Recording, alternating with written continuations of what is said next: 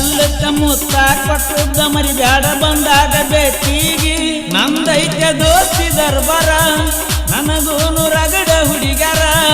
ಹೊಂಟ ನಿಂತಿ ಹೋಗ ಮಾಡಕ ಸಂಸಾರ ಕುಲಗೇಡಿ ಮನಸ ಇರುವಾತ ಗೆಳತಿ ನಿನ್ನ ಮರ್ತ ಹೊತ್ತ ಕಳಿತನ ಹೋಗ ಹೆಂಗರ ಜೋಲಿ ಹೊಡ್ಕೋತ